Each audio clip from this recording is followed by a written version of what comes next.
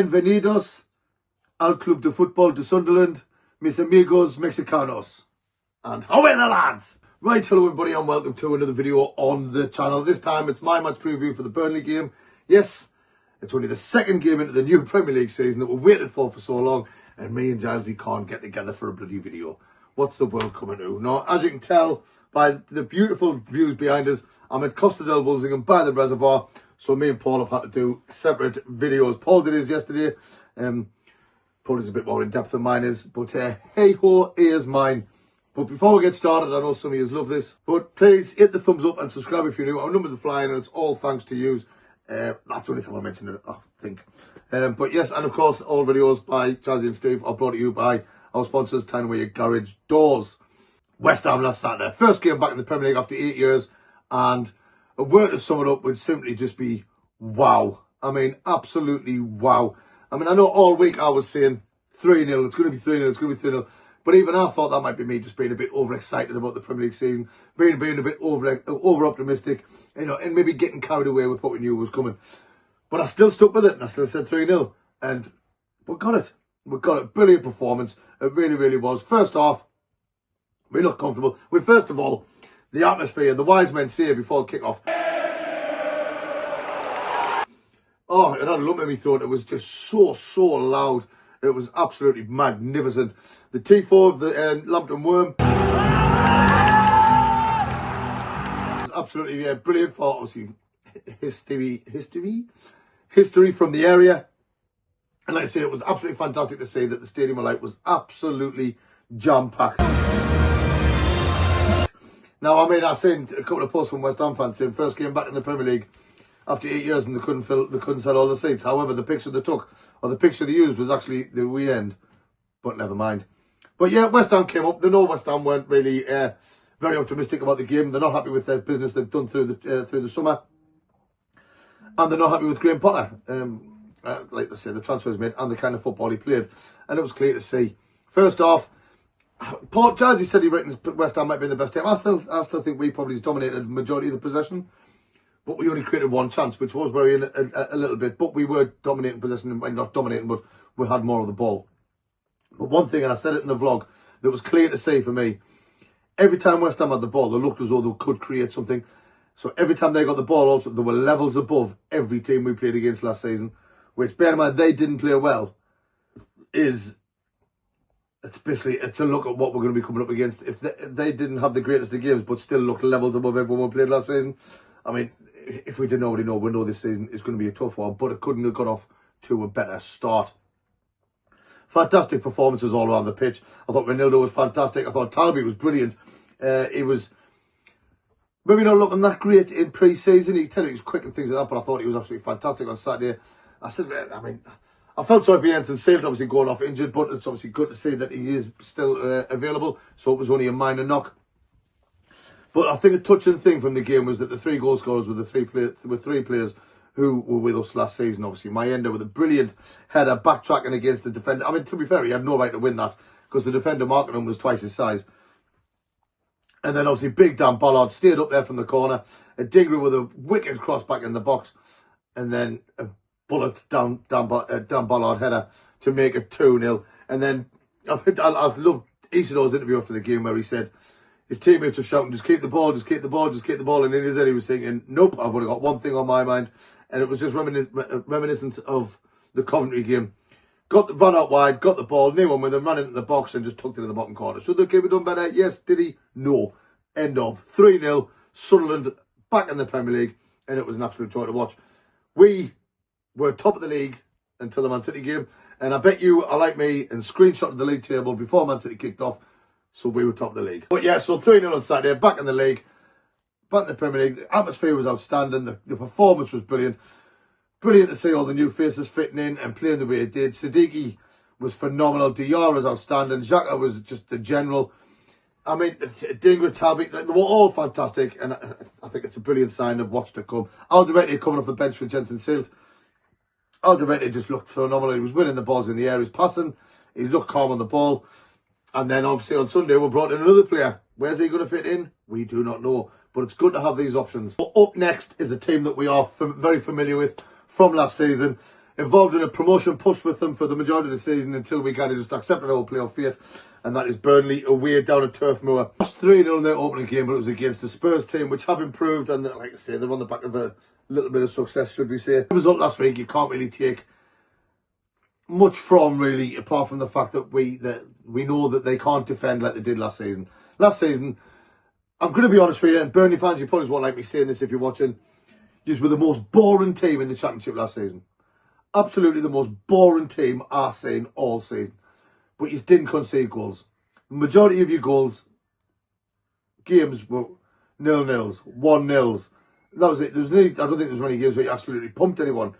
But that's how you got promoted. You played shit football, but defended like kings. And obviously you had Trafford in goal as well, he was the best keeper in the league, let's be honest. This season, you know you're not going to be able to do that. And you've invested heavily in your attacking kind of football and your attacking players. I'm not sure if you've brought in enough to replace defensively from what you've lost, but obviously time will tell. On Saturday, you're going to have the home advantage. Tomorrow, exactly, you're going to have the home advantage. It's your first game back in the Premier League, so I'm expecting the atmosphere at Turf Moor to be absolutely bouncing, to try and spur their team on, to get their first points or first victory in the Premier League. And it's obviously Sunderland's job to turn up and piss on their chips. And hopefully that is what we do. Like I said, they can't play like they did last season. They've got to change the way of playing, because if you sit back like that in the Premier League like they did last year, or they defend like they did last year, they're just going to get torn apart, because the quality in the Premier League is absolutely miles ahead of the Championship. So they have got to approach things differently. And Scott Parker plays shit football. He does. Last season it was boring football, but he got the job done. This season, I don't think he'll get away with doing it as much. Let's say I've got you tipped to go straight back down. I didn't care if you agree with us or not, but that's just my opinion. I know my user probably got Sunderland to go straight back down. Everyone's got their own opinion, like arseholes. You know what I mean? But if you look at the players you've lost, key players, Trafford, Egan Riley, Brownhill, Masango, is it? Redmond, Shelby, they've all left. And let's be losing Egan Riley and Trafford is your biggest blows, and Josh Brownhill. He was your captain, he was your top goal scorer, and he just left. I don't even know what happened there. Has he even went to another team? Can someone in the comments let us know if he's actually signed for somebody else? Because I'm not even sure. I'm pretty sure he just left. He didn't even have a team lined up, which was strange to me. Has something happened in the background? We don't know. If you know, give us a shout in the comments. But they have been busy in the transfer window. All the focus have been on Sunderland and how much money we've spent and how many players we've brought in. Burnley have brought in more than us. They haven't quite spent as much money as us. They've spent around about 126 million euros-ish, whereas we've spent 160 something, what it is now. But the players they brought in, they have improved the squad, but a lot of them are attacking kind of players.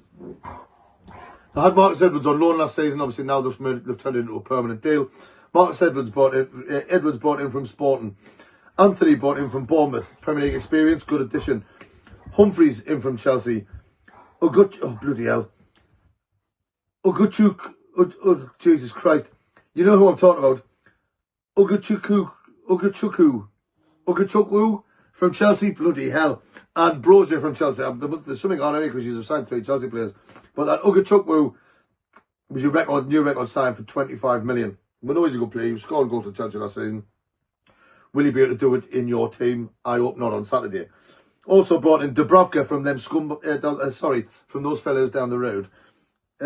Walker in from Man City. Hell of a signing. He's got loads of bags of experience. He's won it all. Yes, he is getting on a bit, but I can guarantee he's still faster than me. Chana from Lazio. Hartman from Feyenoord. Fleming from Millwall. And then Larson and Max Weeb. I'm not sure where they came from because I couldn't recognise the badges. But they brought in 13 players. Will they all be playing? I doubt it. But it's a big change. We've got a lot of players that got to get used to playing with each other. Burnley are the same. We got off to a good start on Saturday. They not so much, obviously. But it is going to be a tough game. I'm expecting the game on Saturday to be tougher than what it was at West Ham. Obviously, we're away from home. They've got the home advantage. And they're going to want to get off to a good start at home in front of their supporters, let's be honest. They've invested heavily. The fans will be there in the numbers. And they want to get off. They want to get the first points, basically, you know what I mean? And they're not going to make it easy for us. But like I say, we've got to go there and we have got to...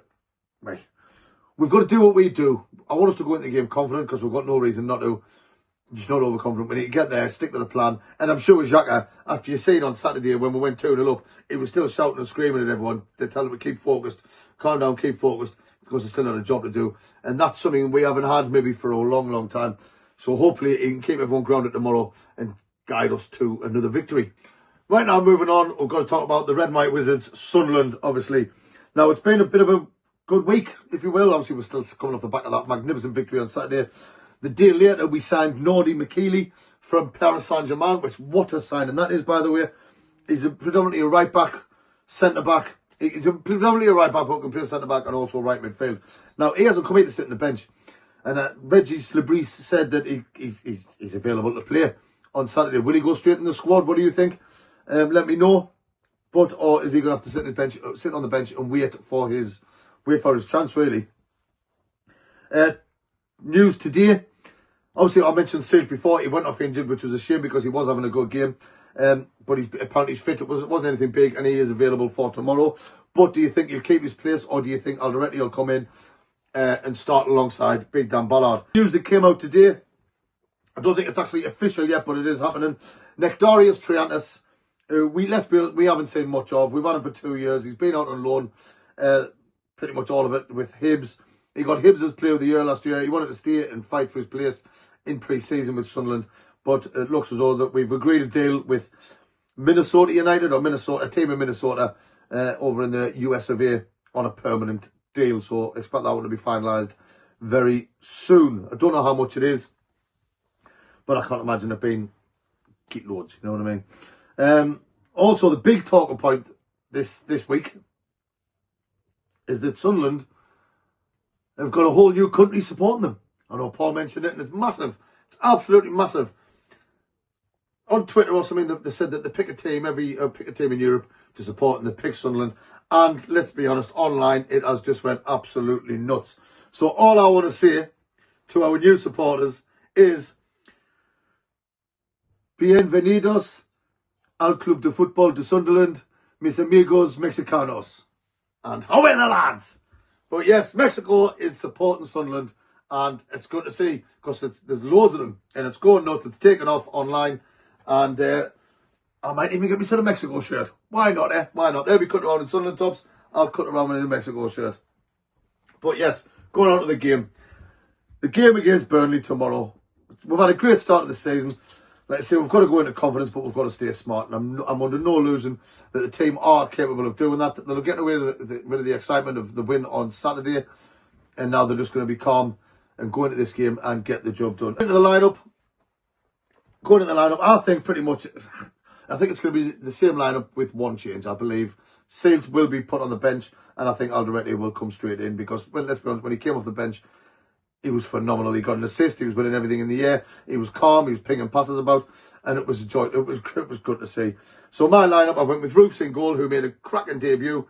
Even if the best shot he had to face was from Wilson Isadore's back, but it was a cracking save nonetheless. Troy Hume, right back. Dan Ballard, Alderete in the middle, and Ronaldo, who I thought was fantastic, by the way. I think he covered more ground than any other player in the Premier League last week. 3 in midfield, Xhaka, Sadiki, and Diarra. You couldn't really fault any of them last Saturday. I mean, I love one of the posts online I seen, which I loved, was 70% of the earth is covered by water and the rest is covered by no Sadiki. He was absolutely everywhere. Diarra is strong and he just loves to push forward, which I love watching. Talby on the right, who I thought was fantastic, and he got his assist. I didn't think people say it was an assist. He passed it to Isidore, and then Isidore went on and scored. It's an assist. Dingra, who got another assist last week, for Big Dan Ballard's goal. And Mayenda, I believe, will keep his place up top. So just the one change for me. And let's say the 3 goal scorers last week were 3 people who were with us last season. But the 3 people who got the assists were all new signings. And I love it. I mean, I think one good thing we did is the majority of our signings were brought in early on in the summer. So they've had longer to gel. I know Alderete hasn't been that long. And obviously, Masuaku, Giu and McKeely. I can't remember the same people called Smith and Jones. But they haven't had as long. But I think we're going to be all right. So that goes into score predictions. Now, last week I said 3-0 to Sunderland against West Ham, and I was right. This week I'm torn, because I do believe it's going to be a harder game. I really do. I've got 2 scores written down, but I know I can only get 1. And by the way, in Paul's video, he wouldn't give me a mention. You know what I mean? I still got to score right. I didn't put my name in the hat for a shirt, but I still got it right, Paul. So I've got 2 written down here. And I'm going to go with Sunderland to win 1-0. I think it's going to be a tight game. I really do. I think 1-0. The other one I've written down, by the way, was my Old Faithful 3-1. But I think I'm going to go with Sunderland 1, Burnley 0. I think it's going to be a closer game than what it was last week against West Ham. But I just think that we've got the quality we've got and the way we're playing together. I just think we're going to nick it. Let us know what you think in the comments. Like Paul said, we've got a shirt to give away. Your names will go in the hat and things like that. Other than that, another thing I forgot to mention, Graham Potter. I mean, West Ham were very bitter about the result, Jared Bourne and all that. Saying it wasn't a 3-0 performance. Well, it was because we won 3-0. But Graham Potter said that at home, you want to have the atmosphere to really give you help. And he even said in all of his Premier League experience, last Saturday was the best atmosphere he's ever experienced in his Premier League days. Now, that is some achievement. So now we need to be like that every home game. And I know the travelling fans that'll be there tomorrow at Turf Moor and in every away game will be singing the hearts out for the lads. And I can't wait to hear it. Or be a part of the home games and hopefully some of the away games. But yeah, that's it from me. I've got 1-0 Sunderland. Let me know what you think. And that's about it. Yeah. Hit the thumbs up. Subscribe if you're new. And as always, away the lads!